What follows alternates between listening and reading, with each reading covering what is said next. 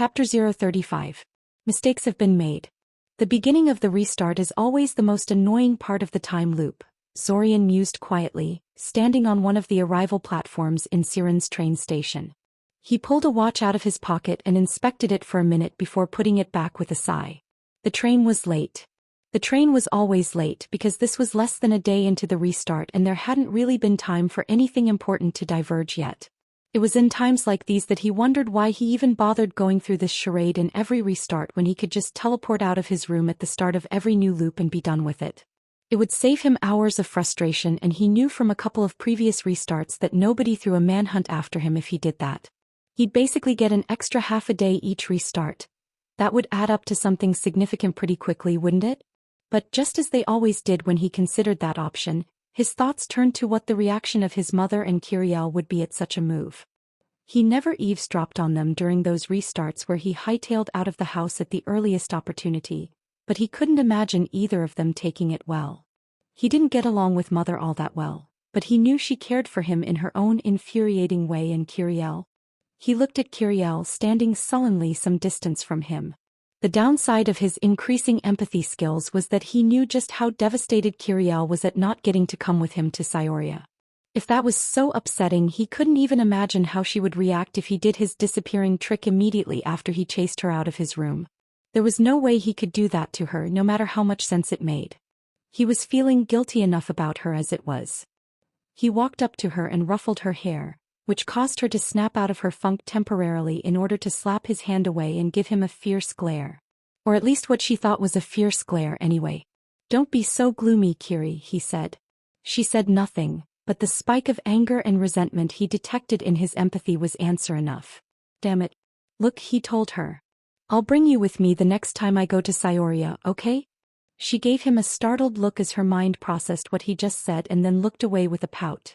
For a moment he thought she wouldn't say anything, but then her mind stopped cycling between different emotions and settled on faint, suppressed hope. "You promise?" she finally mumbled after a few seconds. "Yes," he said seriously. "I promise." In the back of his mind, Zorian realized he really meant it too. When he finally decided to go back to Cyoria, he was bringing Kiriel with him. It wasn't sensible in the least. It would cost him considerable time and attention to keep an eye on her, and she would be in far greater danger than if he left her behind. But he was going to do it anyway. Not just for Kiriel's sake either. He kind of missed living at Amaya's place with Kiriel, Kale and Kana. He had to take a step back to regain his balance when Kiriel rammed into him, wrapping him in a hug and burying her face in his stomach. "You better not lie," she said, looking up at him with suspicious, narrowed eyes. "I'll never forgive you." Yeah, Zorian scoffed, pulling at her nose until she let go of him. A loud whistle pierced the air, signifying that the train had finally arrived at the station. "I have to go now. We'll talk about this when I come back." 15 minutes later, Zorian watched a much happier Kiriel waving enthusiastically at him as the train departed from the station. Zorian responded with a much more restrained wave of his own and smiled. Maybe it hadn't been the smartest decision to make, but it was the right one nonetheless. Zorian spent the entirety of the short train ride to Teshingrad trying to perform a head count of his fellow passengers using his mind sense. A surprisingly difficult endeavor due to the anti-shaping ward placed on the train. While not remotely able to actually stop him from sensing minds, the minor magical static produced by the ward compounded quickly with distance, effectively cutting his range in half. It was uncannily reminiscent of the similar magical static that suffused the dungeon, which had much the same effect. Now that he thought about it, that was probably what had inspired the ward in the first place. Did that mean that practicing magic inside a ward like this one would help him learn how to filter out the dungeon static? Something to think about in any case. Making a series of progressively stronger disruption wards to practice on sounded like a lot better idea than his original plan, which mostly consisted of trying to brute force things by practicing teleportation in the dungeon until he got it right. Once he disembarked from the train, Zorian teleported to Nyazovdveri and immediately descended into the local dungeon, where he proceeded to pick up every single piece of crystallized mana he had discovered in the previous restart before his unfortunate encounter with the Eye Beast. When he tried to cash them in at the Delver village shop he used for the purpose, however, he ran into problems. Apparently, there was a huge difference between going into the dungeon a couple of times and returning with a handful of crystals each time, what he did in the previous restart, and going in there once and returning with an entire bag of crystallized mana after a few hours. Not only did the shop not have enough money on hand to buy the whole batch off of him, the fact he had brought back such wealth after a single foray into the dungeon caused far more of a stir than Zorian would have ever guessed. After all, you just don't do that kind of stuff unless you have some kind of secret method that is better than everyone else's, or you were lucky enough to hit some kind of motherlode. Either possibility automatically made him a person of interest to every dungeon delver in Nyazovdveri, as well as quite a few other people as well. Any sort of plan he had for the restart immediately crashed and burned. There was just too much attention focused on him, which made it impossible to pursue tasks discreetly or talk to people as a relative unknown. His divination wards got an extensive field test due to the incessant magical spying he had been subjected to ever since. And while Zorian thought they held up admirably in the face of foreign assault, he couldn't actually be sure they were never bypassed. One enterprising spy actually painted spell formula onto living moths and turned them into semi-autonomous voice recorders. If Zorian hadn't tried to chase them off with telepathy and found it curious they kept getting back towards him regardless, he probably would have never noticed. How many others had done similar things without him figuring out what they'd done? Of course, not everyone went with the cloak and dagger stuff. A lot of people simply wanted to talk to him about their amazing offer and whatnot, and few of them took his no thanks quietly. At least one group outright attacked him when he told them to get lost, though thankfully they weren't all that good at actual fighting and were sent running easily enough. There was also at least one attempt to break into his room, which ended with a would-be thief electrocuted for his trouble and earned Zorian a stern talking to by the law enforcement regarding excessively lethal security measures. Finally, after a week of dodging aggressive recruitment efforts and repelling the myriad magical probes directed at him, Zorian decided to admit defeat and leave Nyazovdveri.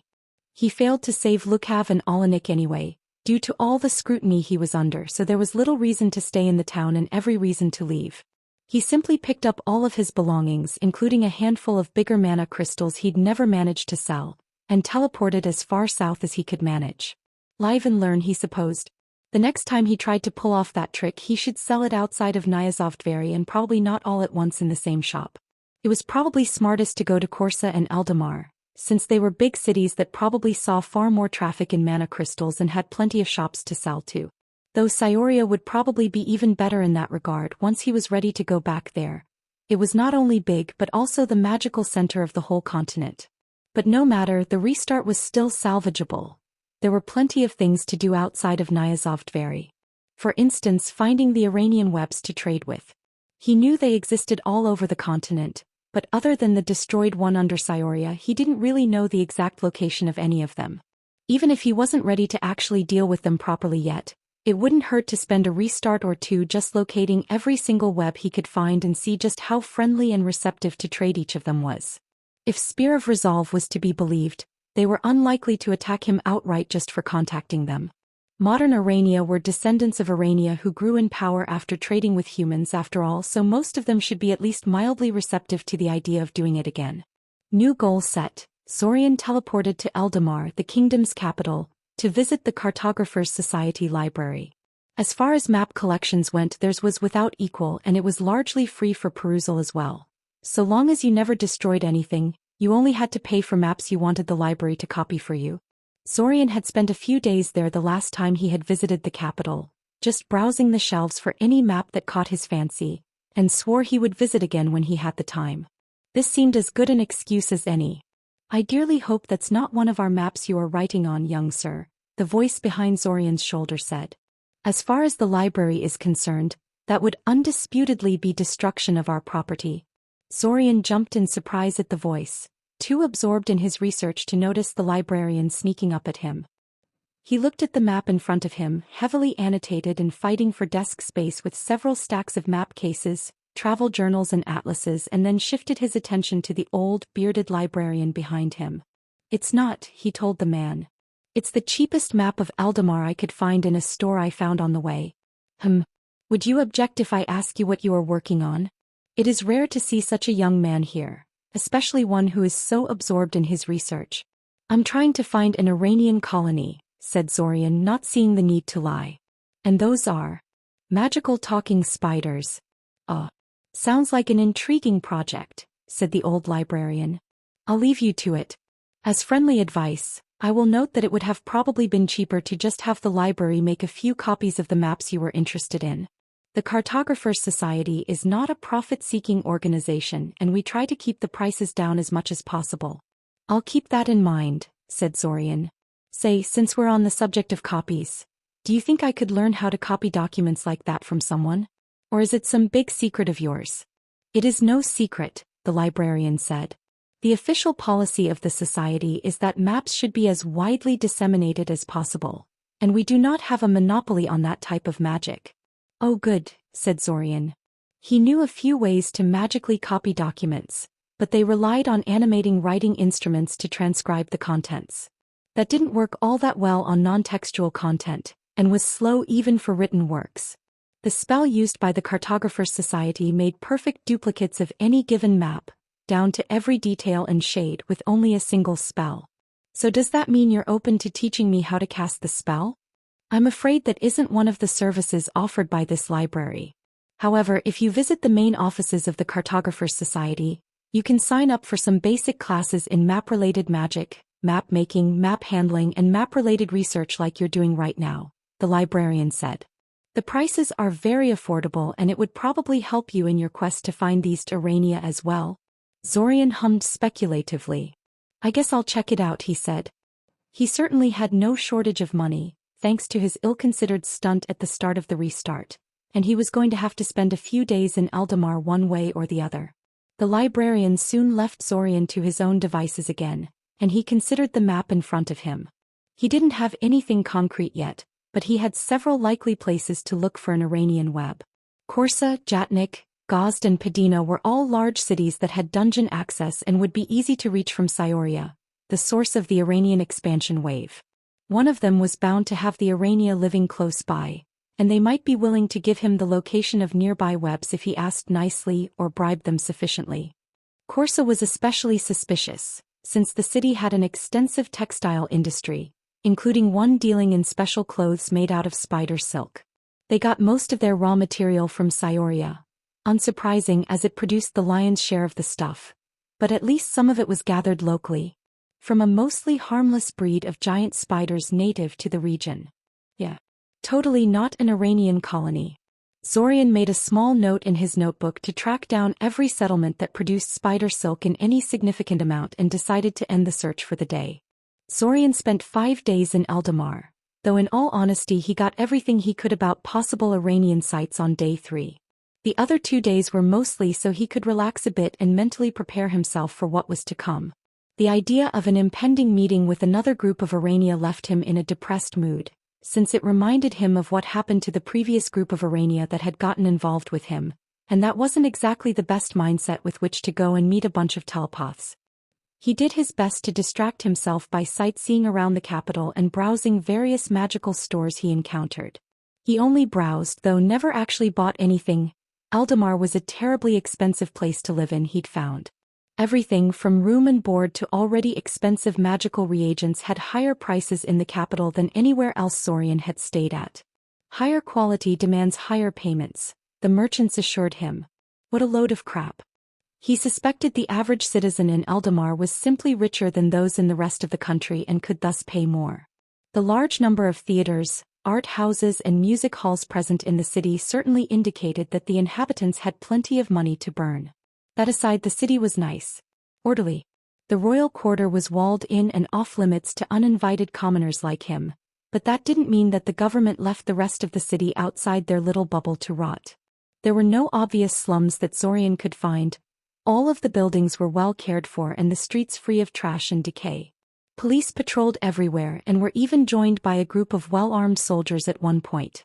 Asking around, he found that security was always tight. Eldamar had been a favorite target for saboteurs during the Splinter Wars, at least one of which managed to set the entire city ablaze. The fire consumed many important buildings, including both of Eldamar's magical academies and its central library. By the time the city had recovered and rebuilt, most of the mages and their attendant facilities had already moved to Cyoria, cementing its rise as a magical nexus of the continent. Eldamar's citizens still seemed bitter about that, harboring a fair amount of resentment over the fact. In any case, security was upgraded immensely in the aftermath of the fire, and never really went away. Even their underworld was thoroughly purged and resculpted into something more manageable. Dungeon delving was forbidden within city limits. Instead, the royal family sent the army into the depths several times a year to get rid of anything remotely dangerous they could find. Basically, he could cross Eldamar from the list of possible candidates to have an Iranian colony. If it ever existed, it was almost certainly wiped out or chased away at this point. It also helped explain why the invaders targeted Scioria instead of Eldamar.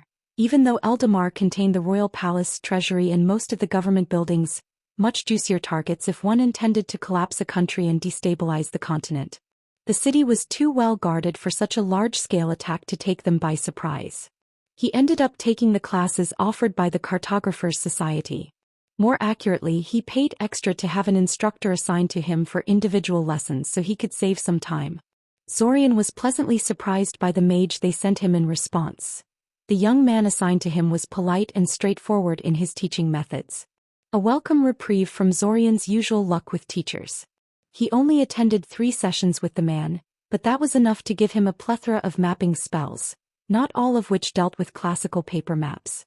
Zorian's personal favorite in that bunch was a spell that created a miniature illusionary replica of the caster's surroundings above their palm, that had been fun to play with. It was tempting to just spend the rest of the restart goofing around with maps and visiting various curiosities in the capital, but he didn't. He had a task to do and an invisible time limit counting in the background. At the end of the 5th day, he gathered up his things and set off for Corsa to find the Arania. Corsa was a big city, the 3rd biggest city in the kingdom to be precise, right after Scioria and Eldamar. Even though Zorian was certain the Arania were in there somewhere, he knew it would take him ages to find them if he searched for them by exploring the local dungeon. So he didn't even try. Instead, he approached the textile manufacturer that produced spider silk products and flat out asked him to introduce him to the Arania. The man refused, claiming he had no idea what Zorian was talking about before throwing him out of his store with a warning to never come back again. Harsh. Still, Zorian never actually expected his request to be granted. He just wanted the man to inform his Arania trading partners that there was this strange kid going around town asking people about them. If the local Arania were anything like those in Scioria, that would get their attention in a flash. He wouldn't have to look for them because they would be looking for him. It took less than 2 days for the Arania to track him down. It was late in the evening of his 2nd day in Corsa when Zorian felt an Iranian signature enter his radius. Considering he was currently sitting on a small hill on the outskirts of Corsa, surrounded with a lot of grass and fields and nothing of any importance whatsoever, he felt confident that it was here for him. Greetings, Zorian sent telepathically. I am Zorian Kaczynski. I have come to trade. Iranian minds were still too strange for him to recognize their emotions easily, but he felt sure the Arania was thoroughly shocked when he spoke to her. You are open? The Arania asked after a few seconds. Yes, Zorian confirmed. He decided not to mention the Sciorian Arania and his connection to them for now. For all he knew, they might have been mortal enemies or something. May I know who I am talking to? I am Seeker of the 8 Universal Paths, of the Sword Diver's Web. The Arania sent. You can simply call me Seeker. Seeker then. I would like to start by apologizing for the way I attracted your attention, but I didn't know how else to contact you. I hope I haven't caused too much of a stir, Zorian said. I hope we can work with each other despite this somewhat rough start. I'm afraid I am not qualified to negotiate on behalf of my web, so I cannot make any firm promises. My task was only to find you and report my findings to the web. Seeker responded. Translation.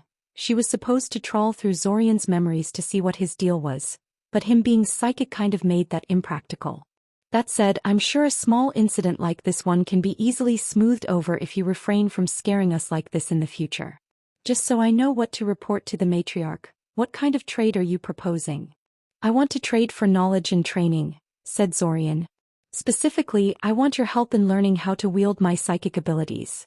You already seem fairly proficient in them, though, Seeker pointed out. She sent a weak psychic probe to worm its way through Zorian's defenses but promptly retracted it when Zorian harshly slapped it down. Not many humans can use telepathy so smoothly, and even fewer would have noticed that probe. You flatter me, but we both know I am but a rank beginner when it comes to mind arts, Zorian said. I wish to move beyond bare basics in the field. At the very least, I want to get a better grasp on telepathic combat and develop memory manipulation abilities. Seeker produced a burst of uncertainty and surprise over the link that Zorian didn't quite know how to interpret. Some kind of Iranian curse, maybe? You are certainly ambitious, young human, Seeker said. I hope you realize that this is not really a small thing you are asking for. I don't believe the leadership will be happy with that idea. What exactly do you offer in return? I have a number of magical items that I believe would be very useful to Urania, including one that allows telepathic communication over vast distances. Since I am the inventor and maker of such devices, I am open to requests in regard to their modification to suit your needs better. Since I am also a capable mage in general, I can help you out in any task that would benefit from human-style magic. And finally, I have access to important news that I would rather not discuss at this time, and which I suspect would greatly interest you. There was a short pause as the Urania absorbed this, after which it responded with a note of tentative acceptance. I see, said Seeker. As I said, I am not in a position to agree to any deals, but I shall present your case to the matriarch and we'll see the result. Is there anything else you wish for me to note? Not really, no. I would like to know how I can contact you properly in the future if you don't mind. Seeker was silent for a few moments before sending him a mental map of Corsa's lower sewers with 3 distinct locations marked with a tiny blue sun. You can contact us by going to any one of these 3 places, but please don't be impatient. It will probably take a couple of days before we're prepared to talk to you again, and impatience isn't going to endear you to us. Fair enough, Zorian said. He had no intention of staying inside Corsa for days while they deliberated on whether to give him the time of the day or not, but fortunately he didn't have to. He could kill 2 birds with 1 stone by giving them means of contacting him wherever he may be, while also providing a tangible example of what he was offering to them. He removed a large wooden disc out of his jacket and placed it on the ground before him. This is a telepathic relay, Zorian told Seeker. Anyone touching it will be able to get a hold of the person holding the matching pair regardless of distance. In this particular case, that someone is me. I'm not going to be in Corsa for long, so use this to contact me when you've reached your decision. I'm not bringing a possible bomb into the settlement, Seeker said. But I guess there is no harm in dragging it off to some forgotten corner where no one will stumble upon it until we come back for it again. Farewell, Zorian Kaczynski. Events permitting, we shall meet again in a few days. Zorian wasn't idle while the sword divers deliberated whether to accept his offer or not. He left Corsa to continue searching for more Iranian colonies. Sadly, none of the other colonies were as easy to find as theirs, despite living beneath much smaller settlements. By the time the sword divers contacted him again 8 days later, he only found 1 more colony. Illustrious gem collectors lived under a small village near Tiklin and, although perfectly friendly and polite, immediately informed him that they had an exclusive contract with the leaders of the village to only engage in trade with them and none else. Unfortunate. That said, they were perfectly willing to tell Zorian the locations of 5 other webs in their vicinity that might be more open to the idea, so that was still a win in his book.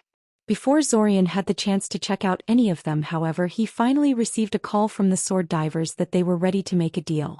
At this point, the restart only had a week and a half left in it, so Zorian doubted he would get much out of the agreement, but he went to meet with them regardless.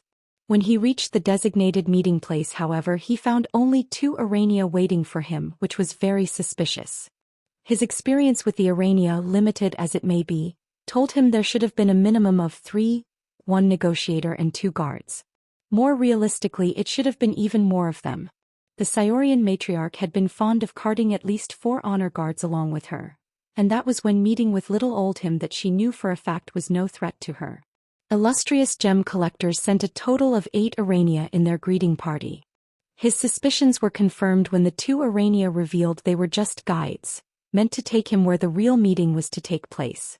Zorian was instantly alarmed, and his paranoia was not assuaged in the least when the 2 Urania proceeded to lead him deep into the dungeon beneath Corsa. Too deep for his liking. Okay, we're stopping here. This is as far as I'm willing to go, said Zorian out loud, purposely not bothering to communicate with his guides telepathically. His voice resonated unervingly in the large cavern they were in, and the 2 Urania flinched at the harsh sound of his voice. Please be patient, one of them said nervously. We're not far from the meeting place. It will only take a little while to reach it. Well, then it shouldn't be too big of a problem for you to go fetch them and tell them to come here, Zorian said. The exact place shouldn't matter much unless you are trying to lead me into an ambush. The sudden stiffening of their bodies told Zorian everything he needed to know. He had just enough time to channel mana into the Mind Shield spell inscribed on the medallion he wore under his shirt for the occasion before two mental attacks slammed into his newly erected barrier like a pair of sledgehammers. He immediately fired an overpowered magic missile at one of the Arania in front of them, crushing her like a grape. Her mind instantly winked out and disappeared from his mind sense. The other Arania, realizing it would never batter down his mental shield fast enough, jumped straight at him, fangs bared. It bounced back harmlessly off the shield he erected in front of himself. Zorian drew his spell rod out of his belt and pointed it at her. Why do this? Zorian asked her. Tell me and maybe I won't just incinerate you on the spot? Zorian asked her. She didn't answer. After a second, Zorian realized with some embarrassment she couldn't, seeing how his mind was totally shielded from her at the moment. He dismissed the shield for the moment but kept the spell rod trained at her. Please, I don't know anything, she mentally whined. Zorian kept alert for any surprises she might send at him over the telepathic link, but she didn't even try. She seemed completely overcome with terror. I was just supposed to lead you there, nobody told me the reasons. Please don't kill me, I don't want to die. Zorian growled before shoving the suddenly glowing spell rod at her. Her fear spiked for a moment and she let a terrified screech, curling upon itself in preparation for her demise, and then suddenly stopped when all that happened was a bubble of force springing into existence around her. Just then Zorian felt two additional Iranian signatures speeding towards him from the direction his two guides had been leading him to. Then another and another. Shit. The two must have sent a warning to the main ambush force. He gave the surviving guide a brief glare, causing her to curl up inside her force cage, and then started running towards the surface. He knew for a fact that humans were way faster than Arania, so it should be possible to simply outrun the pursuers, and there were 8 more Iranian mines in front of him, blocking off his path of retreat. Zorian cursed his rotten luck and he skidded to a halt, trying to think of a way out of this. His mind shield wasn't going to last long against 16 Iranias. No, 18. 2 were just slow runners apparently. 6 telepathic attacks slammed into his mind shield, failing to break it but causing him to stagger drunkenly as his vision swam and his balance went haywire. He wondered for a moment why only 6 of them had attacked his mind when so many more of them were in range before he remembered his talks with Novelty about telepathic combat. Battering down mental shields like this one too vigorously could easily destroy the mind underneath. 7 attacks this time. His mind shield still held but only just barely, and he collapsed on his knees in response regardless. They weren't trying to kill him. Of course not, what would have been the point of that? No, they were aiming to capture. Zorian almost lost consciousness as 9 attacks slammed into his mental shield, crushed it like an egg and then ripped straight into his unprotected mind. The pain was excruciating, blanking out all thought and making it impossible to concentrate on anything. There was something he needed to do, he was sure, but for the life of him he couldn't remember what exactly it was. He felt his muscles lock up as an alien mind seized his motor control away from him and started rooting in his head for facts and memories. He had to do something. Had to. Suddenly an image flashed before him, of 2 necklaces hanging from his neck, one of them inscribed with the defensive spell that ultimately failed him and the other that contained. His mind suddenly snapped back into place, his course of action clear. Activate the suicide rings, that's what he had to do. He felt the alien mind panic as it realized what he was going to do, and felt 3 more attacks rip through his thoughts. They were far weaker than the ones that broke through his shield, but his mind was unprotected now and they felt like hot knives driven into his brain. He held on to the thought, though, the idea that he had to activate those rings no matter what. He forgot what the rings really did when the mental knives hit, forgot why they mattered or where he was and what he was doing, but he still knew what he had to do. Had to. A weak, gentle pulse of mana poured into the rings around his neck and the world suddenly became awash in light and heat. Then there was only darkness. Like many times before, Zorian woke up in his room back in Siren. However, there was no Kiriel jumping on him to wake him up this time, and it was late in the evening instead of early in the morning. Also, he had a blinding headache. Can't forget about that part. Suddenly the door cracked open and a familiar head peeked inside tentatively, as if afraid what it would find inside. Zorian squinted, his vision blurry without his glasses, and gave Kiriel a searching look. Her eyes immediately widened in surprise for some reason. He reached out to her mind in order to understand what was going on and, "Ow," he croaked painfully. Apparently he wasn't supposed to do that. Mother. He's awake. He woke up. He woke up. Kiriel shouted, thundering down the stairs. Zorian winced at the sound and tried to remember what happened. How the hell did he mess himself up this badly so early in the restart? The last thing he remembered was... Suddenly his memories came rushing back in along with a fresh wave of pain, and he remembered everything. Well, not literally everything. His memories of everything after he confronted the guides were fuzzy and jumbled out of order. But enough of it to understand what happened to him. Those treacherous motherfucking slimes. Zorian. Zorian jerked in surprise at his mother's voice, broken out of his recollection. I'm sort of fine. Zorian mumbled. My head is killing me, but I don't think it's anything serious. Can you hand me my glasses? His vision cleared immensely with his glasses on, allowing him to see just how worried Mother looked as she stared at him. He winced internally. He was pretty sure he knew what the problem was, but better feign ignorance. What happened to me? He asked. You wouldn't wake up, Mother said. You scared Kiriel like you wouldn't believe. She came running down this morning, bawling her eyes out, saying she killed you. Well, you obviously weren't dead, but nothing we did could shock you awake either. We summoned a doctor, but he couldn't find anything wrong with you. As far as he could tell, you just suddenly fell into a coma for no reason. He nodded slowly. That sounded about right. The sword divers really did a number on H. Wait, what was that first part? Killed me? He asked incredulously. I didn't say that. Kiriel protested, suddenly entering the room and carrying a bowl of soup in her hands. Mother is just making things up. It's just that Relax, Kiri, Zorian sighed. There is no way you jumping on top of me could have caused this. The silence that followed clued him in that he'd made some sort of mistake. What did he... Damn. How do you know I did that? Asked Kiriel. Because that's what you always do. Zorian tried, his mind still a little fuzzy and unresponsive. Probably why he made that kind of stupid mistake in the first place. Hey, how about that soup, huh? Is that for me? Not always, Kiriel huffed sullenly, thrusting the bowl at him. Phew, one bullet dodged. Mother was still giving him suspicious looks, though. Zorian considered things as he practically inhaled the bowl of soup in front of him. The arania may have scoured his mind, but there was nothing wrong with his stomach and he had not eaten for an entire day. This whole restart was probably a bust. The headache was bound to stay with him for weeks, only gradually going away, and he would be pretty useless while it lasted. On top of that, he wasn't sure if Mother would even let him go to the academy after an episode like that, so it might be impossible to leave the house without flat-out running away. It might be best to just spend the entire month recovering and making sure his attackers didn't saddle him with any nasty surprises or permanent consequences. He glanced at Mother and Kiriel, who were both still giving him concerned looks, as if expecting him to fall apart at any particular moment, and then the empty soup bowl in his hand. So, he said, you wouldn't happen to have more of this stuff, would you? Like he expected, Mother didn't want to even hear about him going back to the academy so soon after his inexplicable coma and insisted he remain at home to recover.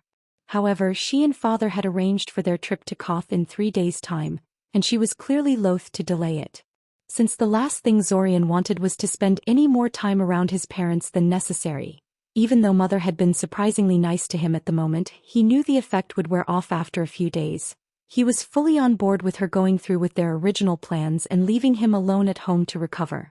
In the end, Mother and Father did not need too much convincing to leave for their extended visit to Daimen. Zorian just had to promise to stay home for at least a month before heading back to the academy, with neighbors occasionally checking up on him to make sure he was keeping to his end of the bargain.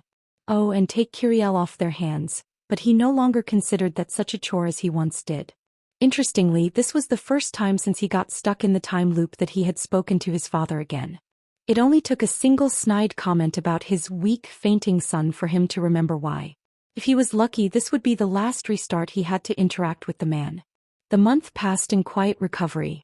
Kiriel was initially enthusiastic about nursing him back to health, But it took her all of 2 days before she got bored of playing nurse and dumped all of the cooking and household chores in his lap. He was fine with it, really, she meant well, but he wasn't a big fan of burned steak and half-cooked eggs, which was just about the only thing she knew how to make. That seemed to signify to her that he was okay though, because she began pestering him for magic lessons soon after. Not having anything better to do with his time, he agreed.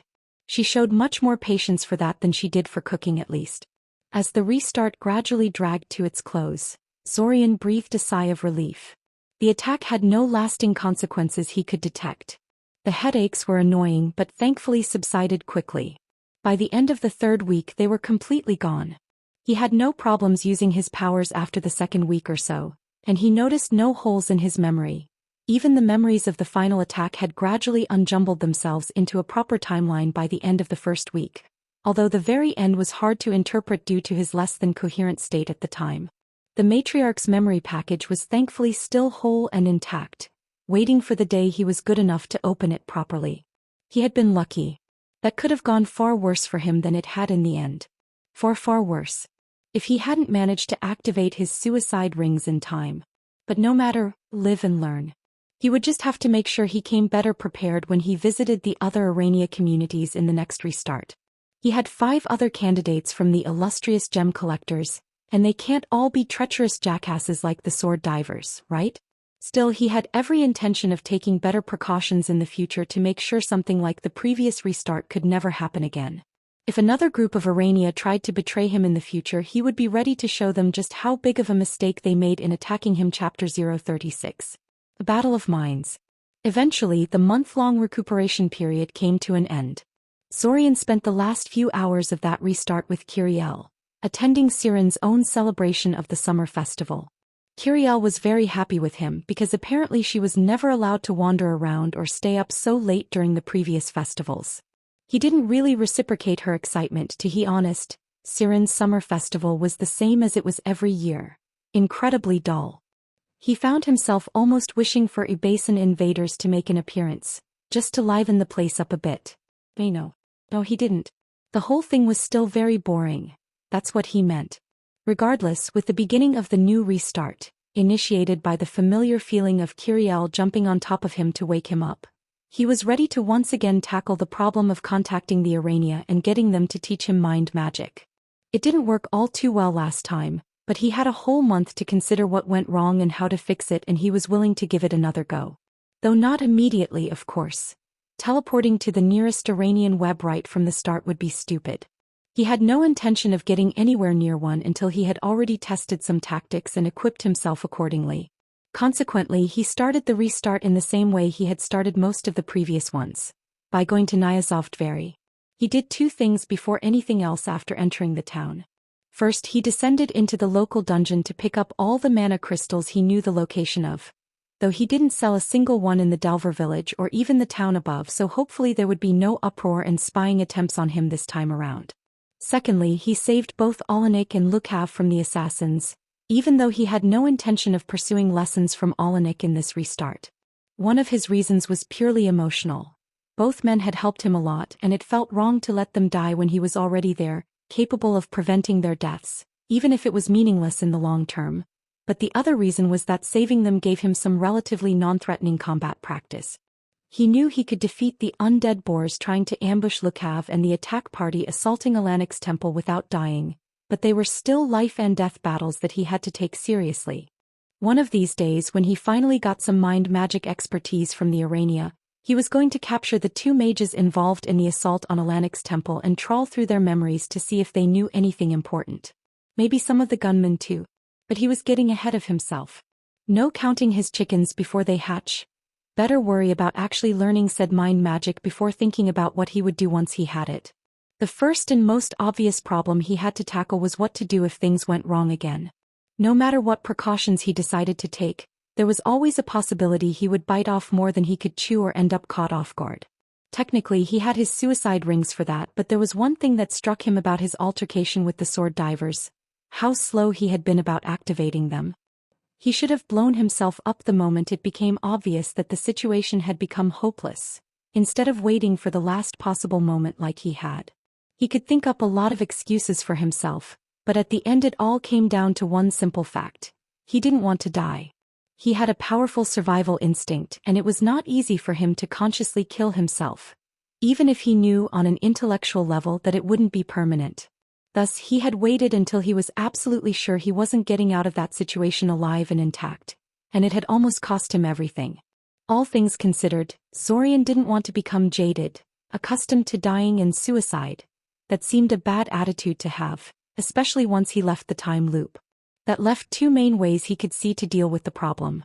One was to set up a bunch of contingencies into his suicide rings, allowing them to activate automatically in certain cases.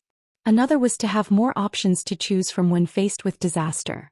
Something other than fight to the death or kill yourself. A retreat option. Contingencies sounded like a good idea, and Zorian even had some experience making them thanks to his studying of warding, a discipline that made heavy use of contingencies to determine when it should activate particular defenses. Unfortunately, most warding schemes used relatively easy-to-define triggers such as a human touches the object, or a living being not keyed into the wards enters the area. Defining a trigger for a contingency that would kill him should his mind be tampered with but wouldn't activate the moment he engaged in telepathic communication of any sort or hit his head or became dizzy or a million other things which were beyond him at the moment. Even if he could make such a thing, he would still have to exhaustively test it to make sure it was reliable, by working with a friendly Arania. Which, kinda made it useless for his current needs. So he cheated. Instead of creating a nuanced, sophisticated contingency, he made the metaphorical equivalent of a sledgehammer. Specifically, he made a contingency that would kill him the moment he lost consciousness or suffered a sufficiently strong headache. But only if he turned it on. It would normally stay dormant to cut down on unwanted activations, but he could activate it on a moment's notice if he found himself in a dangerous situation. He wasn't terribly happy with that solution, but it would do for now. He just had to remember to turn it off once the danger had passed, lest he explode the next time he went to sleep. That would be so very embarrassing. That being done, he turned his attention to the retreat option. He had considered everything from talking to Lucav about transforming into a rockworm or some other tunneling creature, alteration spells that would allow him to create his own paths and sanctuaries underground, phasing magic, haste spells and more. But ultimately his mind kept going back to teleportation. It was the ultimate form of mobility magic, and everything else was just a poor substitute. If he could somehow bypass dungeon interference to teleport away, he could simply avoid ambushes like the ones the sword divers had used against him instead of resorting to suicide in order to evade capture. Fortunately, during the month-long recuperation, Zorian had come up with an idea of how he could sidestep his current limitation as far as teleportation was concerned.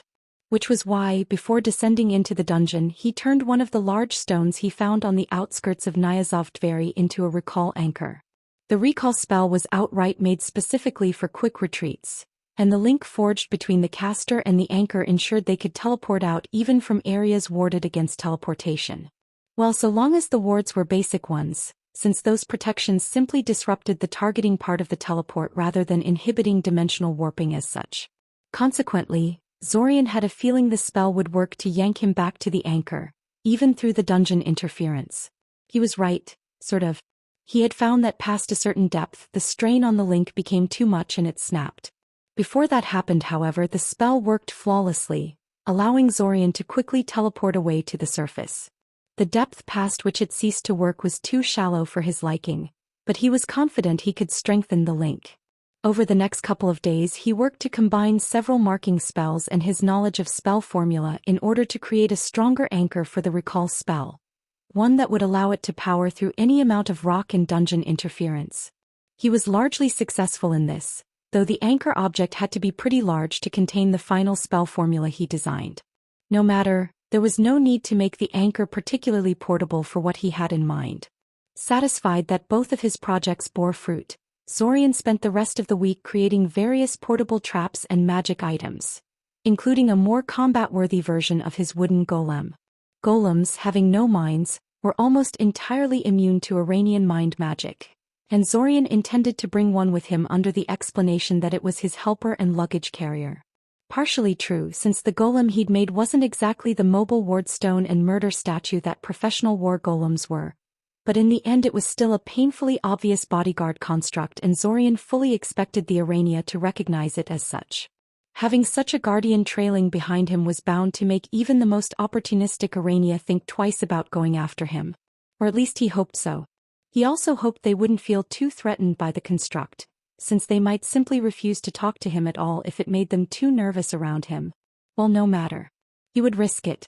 Gathering all of his equipment, he teleported himself and his golem to the one Iranian colony that had been friendly to him the last time around. It was time to pay the illustrious gem collectors a visit. The last time Zorian had visited the Iranian web that called itself Illustrious Gem Collectors, he found a colony that specialized in harvesting various precious stones that were abundant in their local underworld and traded them to the nearby human village in exchange for various human-produced goods. They were miners, essentially. They informed him straight away that they had agreed not to trade with any humans except the ones at the village, but gave him the locations of 5 other webs that might be more willing to help him. Since his main goal had been to locate as many Iranian webs as possible and sound them out, Zorian had accepted this explanation at face value and moved on. However, after thinking about it for a while, he realized he had been kind of stupid. Just because they couldn't trade with him didn't mean they couldn't receive gifts. He should have given them one. Aside from the fact they may have been even more helpful if he had done so, there was also a chance they immediately alerted the webs they sent him to about his coming. In which case he definitely wanted them to put in a good word for him, which would be far more likely if he were handing out gifts to every group he visited. How he even had a perfect gift for them. Although he cashed in on a lot of the crystallized mana he found in Nyazovdveri's local underworld, he left a fair amount for his own tinkering and for situations like this. He was pretty sure the illustrious gem collectors would have no problems accepting a gift of crystallized mana, since they traded similar items to the village all the time, and it would not be in the least bit suspicious of them to have a couple of mana crystals in their possession. Zorian entered the tunnels that held the gem collectors' colony and contacted the nearest sentry in the manner shown to him by the web's matriarch during his last visit. If the web found it in any way unusual that a human knew how to properly greet them and ask for audience, they never mentioned it. Instead, he was soon presented with the web's matriarch, she who eats fire and sees gold, and her escort of 10 other Arania. Had 2 more guards than the last time. Apparently having his golem trail after him did have an effect. Still, while the matriarch was noticeably more nervous around him this time, she did not act outraged at his addition, and she gave him essentially the same speech she had the last time around. They were honored by the visit, but they had prior commitments and agreements and couldn't deal with him, so here's a bunch of other webs he could pester for help instead. Only this time they gave him 8 names instead of 5. Aside from the Rose Labyrinth Dwellers, Yellow Cavern Guardians, Filigree Sages, River Navigators and Luminous Advocates that he'd already known about, she also gave him the location of the Talisman Bearers, Ghost Serpent Acolytes and Silent Doorway Adepts. Strange. Why the extra information this time around? Is there something special about those last 3 webs? He asked. Oh, so you have heard of them then? The matriarch said, making her own conclusions about his question.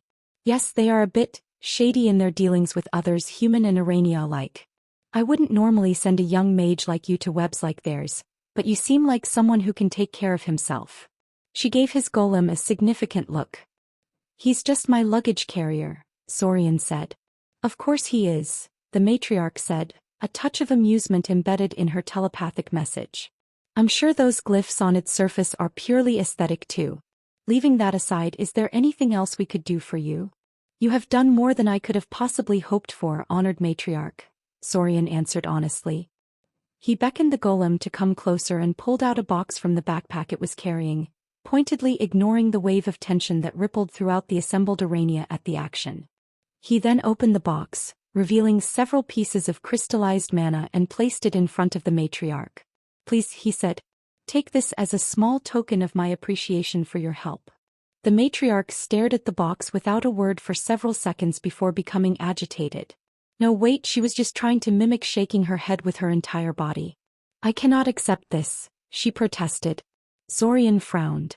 Surely the village leadership isn't so insistent about your trade agreement as to keep you from accepting gifts. It is not that. Your gift, it is simply too generous, the matriarch said. It's too much. I respectfully disagree, said Zorian firmly.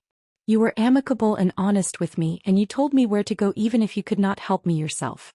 You've most likely saved me months of searching by telling me where I can find more webs. I feel this is the least I can do for wasting your time with this meeting. The matriarch remained silent after that. After a while, Zorian figured she was not going to say anything and that this was effectively the end of their meeting. In any case, I suppose it's time for me to leave, Zorian said. Until we meet a Wait, the matriarch said, interrupting his farewell. One of the webs I told you about. The Luminous Advocates. Yes? Asked Zorian curiously. They are a web dedicated to honing our psychic abilities as much as possible, even by Iranian standards. Among other things, that means they are intensely interested in studying rare cases such as Urania with unique talents, or human psychics. They will want to work with you every bit as much as you want to work with them. Always keep that in mind because they're liable to pretend otherwise when you deal with them. See, Zorian responded. That is a very useful thing to know about. I thank you for your advice, wise matriarch. Oh, there is no need to flatter me, she said. I'm just helping a good, generous soul get forward in life. Besides, the Luminous Advocates are snotty and arrogant, always looking down on us as mere minors and thinking their mastery of the mind arts makes them so much better than everyone else. In my opinion, they deserve to be taken down a bit. But never mind that, I've just realized I've been a terrible host. If you would be willing to follow me deeper into the tunnels, I would love to give you a brief tour of our humble home. We can talk some more while we walk. Zorian agreed, but quietly turned on the suicide contingencies before following after her. Just in case. Despite Zorian's concerns, the brief tour of the place offered by the matriarch turned out to be just that. There was no sudden ambush or sinister reveals, just a stroll through the tunnels with some running commentary. Zorian could tell he was only being shown the less interesting outer parts of the settlement, but the tour was really more of an excuse to have a conversation and exchange some information, so he didn't mention it. The matriarch gave him a little more information about the other webs. The Rose Labyrinth dwellers were somewhat unique in the sense that they never visited the surface. Most Urania webs lived underground but were heavily dependent on the surface for their survival. Not so for the Rose Labyrinth dwellers. They were only active underground and were rather mysterious even to other Urania. The matriarch didn't know how they would feel about teaching him, but she seemed sure they wouldn't attack. The Yellow Cavern Guardians had apparently found one of the rare underground fungal forests and made it their home. They were fiercely protective of their home, knowing just how tempting a target it was for just about anyone, but the matriarch felt they were worth the visit. The Filigree sages specialized in webcraft, which was basically the Urania equivalent of spell formulas. Instead of carving glyphs onto items, they anchored their spells into web constructs for some reason. Zorian didn't understand why they would do that, since web constructs were bound to be far more fragile than glyphs carved into stone and metals, but it seemed to be a thing among the Urania. It was probably a convenience thing. Uranian limbs weren't exactly made for carving and chiseling things, so they probably had to use alteration magic anytime they wanted to do such things. Easier to just spin some webs.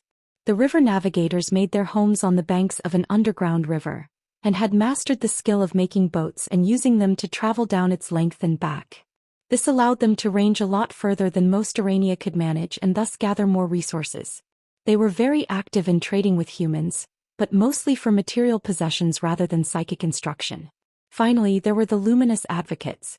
Their territory had little in the way of natural resources, so they mostly traded their mind magic expertise to other Uranian webs instead of dealing with humans much, but that was due to lack of means rather than wants. The matriarch insisted that the Luminous Advocates were clearly jealous of the illustrious gem collector's wealth, and otherwise made some snide comments about their character and even sexual potency. She did admit, albeit grudgingly, that they were his best bet if approached correctly. Zorian was somewhat surprised how relatively advanced the Urania in the local region were with regards to their crafting abilities. The Sciorian web mostly traded with the surface for all their crafting needs and didn't produce anything except silk and processed monster parts. It reminded him of Novelty and her desire to learn human construction magic. And thinking of Novelty promptly made him feel guilty and angry, so he dropped that trail of thought soon enough. Of the last three webs, the matriarch knew little beyond generalities. The talisman bearers were apparently heavily magic-focused, most of them carrying large metal discs full of spell formulas strapped to their bodies. The ghost serpent acolytes had abandoned the Uranian Great Web belief in order to worship some kind of native spirit they found. The silent doorway adepts had either some kind of stealth magic or great teleportation skills, or maybe both, because they had a reputation for getting into inaccessible places and disappearing from them just as easily. All three had a bit of a shady reputation. The talisman bearers were known to be very greedy for magic they could use, especially magic items which could be either very good or very bad for Zorian. The ghost serpent acolytes slavishly followed the guidance of their guardian spirit, and the ghost serpent was known to be a little erratic at times. The silent doorway adepts were thieves, or at least had a reputation for such. Zorian decided to put all three of them firmly at the bottom of his list of Iranian webs to visit. For his part, Zorian told a little bit about himself to the matriarch, how he was studying magic in Cyoria, and how he had met the Irania there. How they had helped him make sense of his abilities and learn how to control them. How they are all dead now, wiped out in totality. So Cyoria changes hands once again, does it? The matriarch asked rhetorically. I suppose I shouldn't be surprised. Do you happen to know which web took over? None at the moment, Zorian said. It wasn't a rival web that destroyed them. It was something else. Most likely some monster rising from the deeper section of the dungeon. Cyoria has had a bit of a problem with that recently. I have heard something about that from the Night Runners, the matriarch said. But I didn't know it was that bad. Still, expect a new web to move in soon enough. Cyoria is a tempting prize. Not for us, mind you, the illustrious gem collectors are happy enough with their lot, but plenty of ambitious webs would jump at the chance to claim the place for themselves. Night Runners? Asked Zorian. A name for Irania that go between different webs to bring news and conduct trade. Don't go looking for them. Night Runners generally don't like humans. Their whole existence revolves around crossing over vast stretches of human-controlled land. Many die to mages and guns in the process. They wouldn't appreciate some random human tracking them down regardless of the reason. The whole point of being a Night Runner is evading humans after all, and especially mages. Got it. Don't bother the Night Runners unless I want to fight, said Zorian. Have you ever gotten in an actual fight with an Irania? The matriarch asked curiously. Sort of, said Zorian. It didn't end all that well for me. While we are on that topic, have you ever heard of the Sword Diver's Web? Can't say that I have. Where are they from? They live under Korsa, Zorian answered. Oh, no wonder then. Korsa is really far from us. I'm afraid that Iranian webs have very little contact with webs outside of our immediate vicinity. Other than the news we get from the Night Runners and the occasional Iranian explorer, we know little of what happens in distant webs. It may be strange to hear this, but we actually have a better picture of what humans are doing at any given point than our own kind. What did you want to know about the Sword Divers anyway? They arranged for a meeting with me and then tried to ambush me when I got there, Zorian said. Ah, the matriarch said quietly. I am sorry to hear that. Treacherous webs like that bring a bad name to our kind. So you can't tell me why they did that? Zorian asked. It could be any number of things, the matriarch said, adding a mental equivalent of a shrug.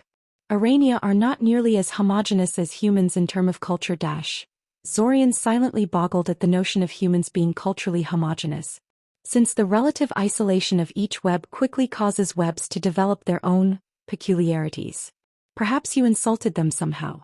Perhaps it was how they test anyone wanting to meet with their leaders. Perhaps they were simply greedy and decided you would be an easy target. I'd personally assumed the latter, but who could possibly tell? Soon after that, the conversation died down and he parted ways with the illustrious gem collectors. The matriarch told him to drop by for another chat when he was done scouting out the other webs to tell her how it went, which Zorian interpreted as come back again soon with some more expensive gifts, but agreed to anyway. He meant it too. This visit had turned out to be far more productive than he had been hoping, and who knew what else he might learn from the matriarch if he could get her talking again. Stopping by before the restart ended shouldn't be too much of a hassle. The next day he set off towards the Rose Labyrinth dwellers to begin his task in earnest. Break. Despite having detailed instructions about where they live, it took Zorian an entire day of searching before he encountered any of their sentries. And an entire day of wandering the lightless tunnels, constantly doubling back after taking wrong turns and fighting the denizens of the dungeon. That black, fire-breathing beetle whose carapace shrugged off both kinetic force and fire really gave him a scare, but thankfully it was rather slow and freezing it solid finally allowed him to kill it. The Rose Labyrinth dwellers really lived up to the labyrinth part of their name. Zorian Kaczynski of Syoria, the Iranian spokesperson, began. The local matriarch declined going out to meet him, sending a small greeting party of 4 Irania instead. They had taken their sweet time considering his offer, silently communicating between themselves for nearly 2 hours. But it seemed they have finally reached their decision. We have discussed your request and reached a decision. We agree to teach you in the ways of our gift, but only if you accept our terms. Those being, asked Zorian. You will live with us for the duration of your lessons. You will eat and sleep in our settlement, hunt with our hunters, patrol our territory with our scouts, and otherwise act as a member of our web. Zorian balked at the terms. How the hell did they expect him to agree to that? He knew for a fact that the Iranian idea of food was vastly different from the human one, for one thing. But frankly, even ignoring the sheer logistical problems of that idea, it required him to trust them far more than he did. He'd be at their complete mercy all day, every day. Which, now that he thought about it, was probably what they were going for. That, or they were trying to get rid of him via unreasonable terms. There is no negotiating these terms? Asked Zorian. No, the spokesperson responded. If you are not willing to commit yourself, how can you expect the same of us? I will have to think about it, Zorian said. It was a dirty lie, of course, since he had already thought about it and rejected the idea with extreme prejudice. But there was no sense in being impolite. For all he knew, they thought they were being extremely reasonable. Take your time, the spokesperson said. It is not something to decide on quickly. You know where to find us if you're interested. Break. I am sorry, but we are going to have to refuse your request, the Irania said. Perhaps if you are still interested in a couple of months from now we might be able to help you, but we are currently busy with the renovation of our settlement and cannot help you. I hope you understand. Zorian stared the 2 Irania in front of him. That the matriarch of the Yellow Cavern Guardians came to greet him with only 1 guard was already pretty strange. But her nervous, twitchy behaviors did nothing to still his paranoia. Thankfully, it didn't seem she was planning on doing anything to him, she just seemed generally stressed and frightened. In fact, her guard was just as nervous, and so was the sentry he initially contacted. The entire web seemed to be on edge for some reason. The matriarch returned his stare with one of her own, her body shifting from time to time to switch focus between him and his golem, trying to divine something about them through intense scrutiny. I am sorry if I am making you nervous, Zorian said. I assure you that the golem is Dash. We are not threatened by your stupid toy. She snapped. We have far more pressing, Dash. She suddenly cut herself off and remained silent for a second before re-establishing telepathic communication. I'm sorry. I let my temper get the better of me. Please just leave. It is dangerous for you to remain here. You are being threatened by someone, Zorian guessed. A spike of emotion and images came from the link, hard to interpret but not totally incomprehensible. Correction, something. A monster. A thing from the depths. This talk is over, the matriarch said icily. If you don't go away, I will attack you. Perhaps I could help. Zorian tried. No, you cannot, she said. You are unwanted here. Leave. Now. What else could he do? He left. Yes. Yes. Zorian repeated in surprise. Just like that. Bridge of moonlight connecting 10,000 shores, the matriarch of the river navigators, gave him a searching look. Was I not supposed to agree? You gave a convincing offer. I could really use those telepathic relays to connect all our outposts together. I've been trying to buy some of those from the filigree sages for ages now, but the greedy bastards keep increasing the price. Honestly, considering how his previous visits had gone, he'd half expected the river navigators to consult the river currents about whether or not they should teach him and then inform him that the river said no. That was just about how his luck worked, apparently.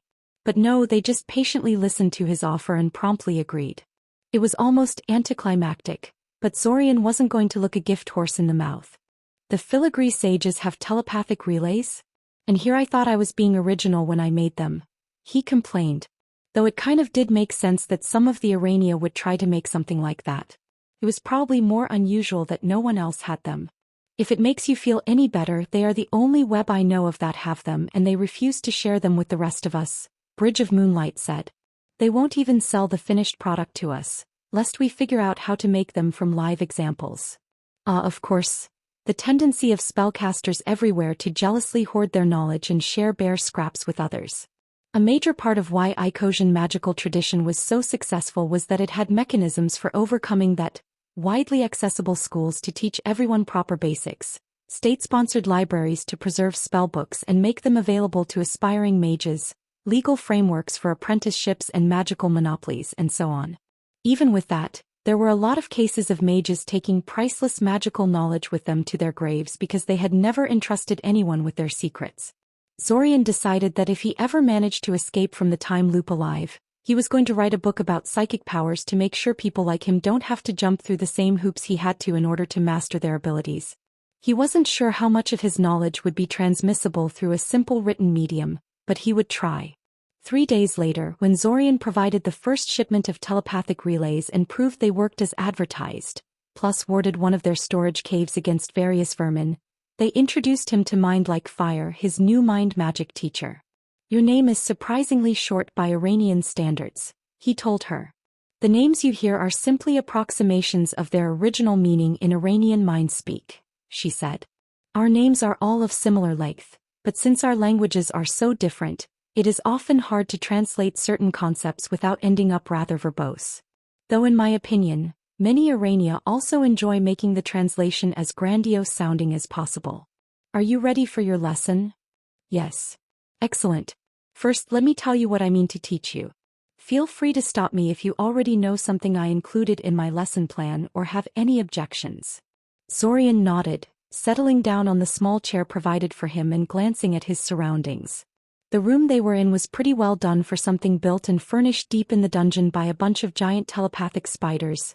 It had a proper table and some chairs, a pair of decorative cabinets. They were completely empty. Zorian got curious and checked when he was left alone at one point, and even a couple of landscape paintings hanging of the walls. Only the lack of any windows and an expensive, clearly magical lamp perched on the table indicated that he was not in some medium-grade hotel on the surface. He found it interesting that the river navigators had a room in their settlements that was clearly intended for humans. It meant they received human visitors often enough they felt the need to make a guest room for them. He should probably ask them about that later. "The first thing I intend to teach you is how to encase your mind in a defensive mental shell. It is one of the simplest and most expensive means of mental defense, but also one of the most effective ones. The name is indicative.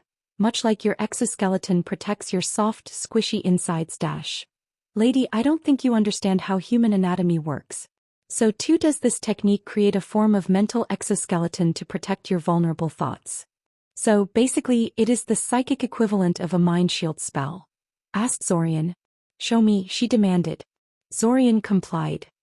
He channeled mana through the amulet hanging around his neck and his mind was instantly encased in a protective magical shell that repelled all mental intrusion. For a full minute, his teacher remained silent and still, unable to establish telepathic communication with him but also not giving any indication that he should drop the spell. He decided to keep it up until she signaled him somehow, but that moment never arrived. Instead, after about 2 minutes of nothing happening, her telepathic voice rang in his head again. Despite the fact the mind shield was still on. "As I thought," she said smugly. "The spell is neat in its simplicity, but it ultimately suffers from the same drawbacks common to nearly all human mind magic. Namely, it gives you no feedback whatsoever when attacks start interacting with your defenses. You didn't even feel it when I slipped past it, did you?" "I do feel it when sufficiently powerful attacks interact with it," Zorian protested. "That's not feedback, that's damage leaking through without totally collapsing the whole thing," she scoffed. "No, while this thing may have served you in the past, it is thoroughly inadequate for my purposes. A real mind shell, the sort I will teach you to produce, will be far better than this.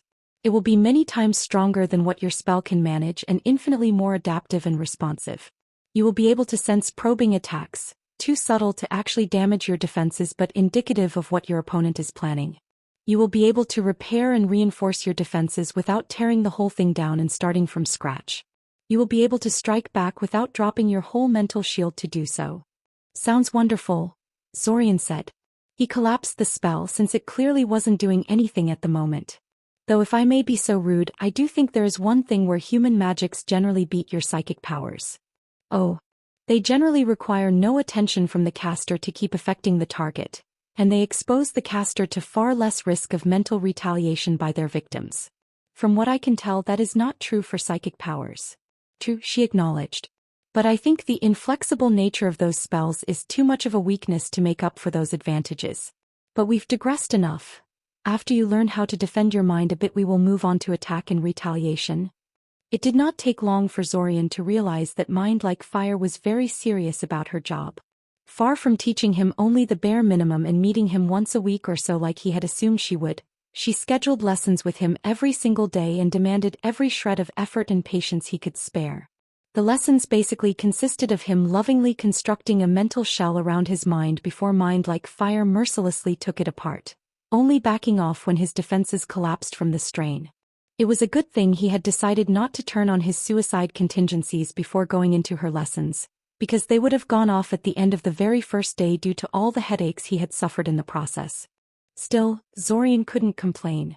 This was basically what he was searching for all this time, wasn't it? True, it was a lot more painful than he had imagined, leaving him bedridden for hours after the lessons ended, but it was also a lot more effective than he had thought it would be. His ability to shield his mind was improving fast, and after the first week Mind Like Fire started bringing guest teachers to give him experience with attacks different from her own. Not that everything was perfect. For one thing, Mind Like Fire had a swim-like obsession with getting the basics right and refused to teach him anything else until he mastered the mind shell technique to her liking, and she had some pretty high standards. For another, the river navigators spontaneously raised the price of their cooperation twice, first demanding of him another 10 relays if he wanted to continue the lessons, and then urging him to help them kill some kind of giant mole monster that was threatening one of their outposts. The mole thing didn't look particularly dangerous to Zorian, but apparently it was resistant to mind magic and too tough to bring down with their meager magical skills. Though annoyed at the sudden and completely unwarranted demands, Zorian decided to play things their way, easily producing another 10 relays and luring the giant mole into a minefield he had set up for it. As tempted as he was to break the whole arrangement on principle, the fact was that Mind Like Fire was simply too good of a teacher to lose. Before the restart ended, Zorian had once again visited the illustrious gem collectors, gifted them some more crystallized mana, to the matriarch's continued protests that he was being too generous, and told them a little about his experiences. They had nothing new to tell him, however, so his visit was largely pointless in the end. Upon the start of the next restart, he once again teleported to Nyazovdveri to perform his preparations and then promptly contacted the river navigators with the offer, deciding not to contact the illustrious gem collectors this time. The river navigators were just as quick to accept his offer as they had been in the previous restart, and they once again assigned Mind Like Fire as his teacher. Not particularly surprising, as he soon found out. Now that he showed some pre-existing skill, she actually allowed him to have some breaks during the lessons where she would tell him a little about herself and her web. She was literally their mind magic teacher and was thus the most logical person for the job. Although she usually taught Iranian children rather than adults. Maybe Zorian was a little too prideful, but the fact that they had sent their elementary school teacher to conduct his lessons kind of burned. "Prepare yourself," Mind Like Fire suddenly stated, and Zorian knew the break was over. He quickly erected the shell around his mind, a simple blast of telepathic noise washing over it harmlessly. Mind blasts like that one were the simplest form of telepathic attack, one that even Zorian could produce, and they had no chance in hell of punching through a solid defense like he was currently sporting. It was the fastest attack most telepaths could manage, though, and Mind Like Fire always started a battle with one of those to see if she could catch him unprepared with it. That used to actually happen back when he was still starting and was struggling to call up the mental shell on a moment's notice. But even after it stopped working on him, she persisted in doing that at the start of every battle. Immediately after the blast subsided, he felt pinpricks skittering across his shell, looking for flaws and weaknesses. He had tried to be clever in the past by deliberately creating weak spots and then quickly shoring them up when she committed to an attack. But he quickly learned that was a risky tactic to employ at his level of skill, so these days he was more passive and reactive. Soon enough, once she was convinced there were no obvious flaws in his defense, she tried to create some. Sudden, concentrated mental bursts slammed into his mental shell, seeking to crack it by concentrating all their energy against a specific portion of the shell.